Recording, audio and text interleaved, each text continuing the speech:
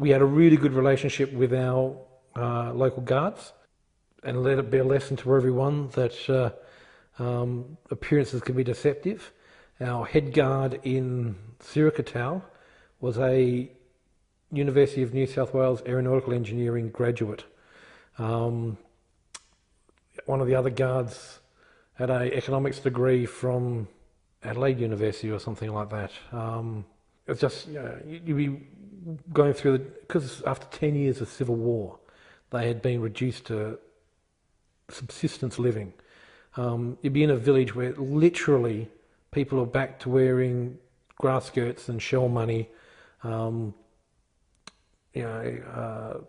were topless, kids running around naked kind of thing. And some bloke would come up to you and he's got a master's degree.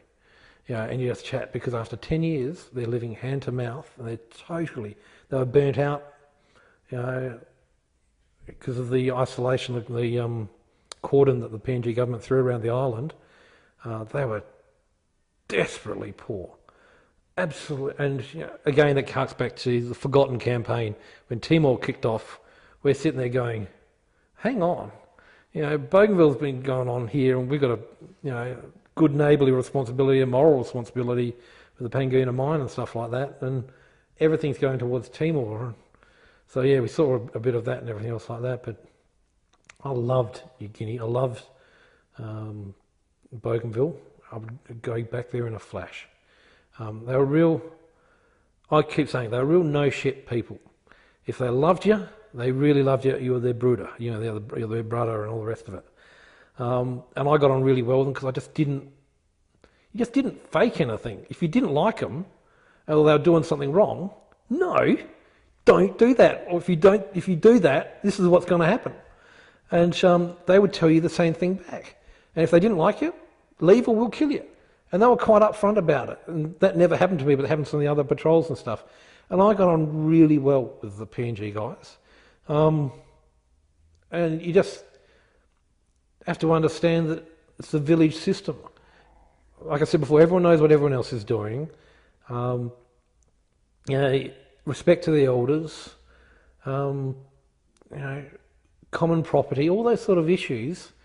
That's not the way we do things, but fine, it's their way of doing things. Things move at a slower pace, internet, no mobile phones. Probably do now, maybe. That's what I was going to... Yes, and definitely we're not unaware of world events. There was a local cult by King Torre, who ran the 666 Basones cult thing out of Sirikatau.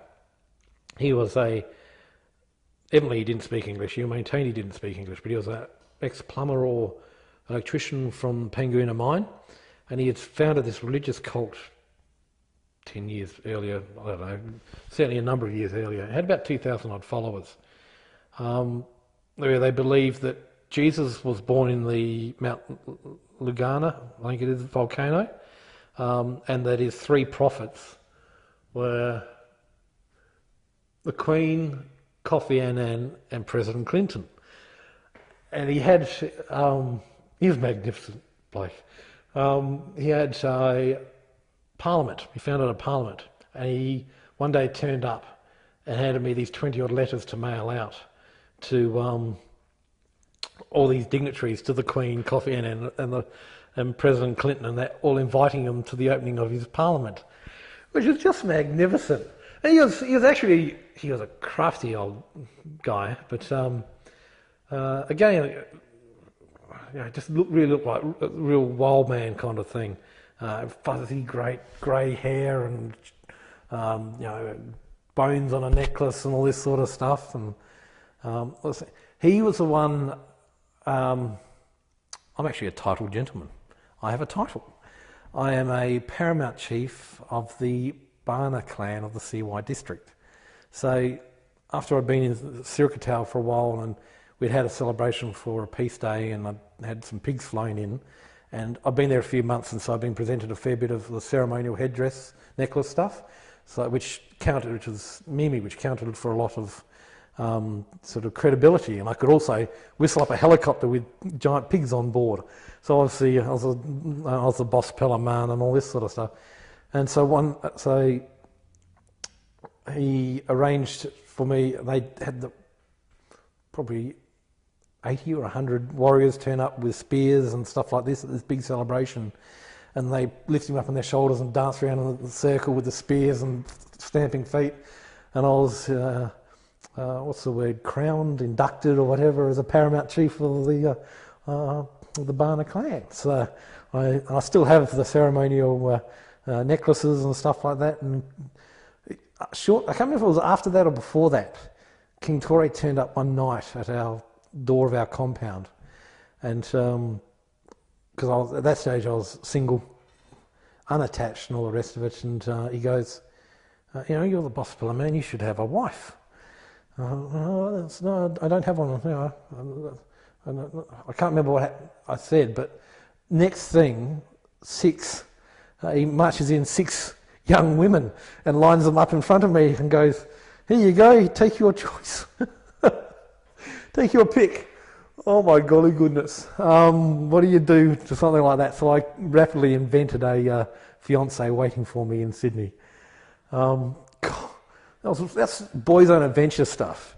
So, because you'd have to be very careful about... Yeah, you don't want to offend anybody and all the rest of it. And it's well meant, it's respectful, all that sort of stuff. So, it's their way of doing business.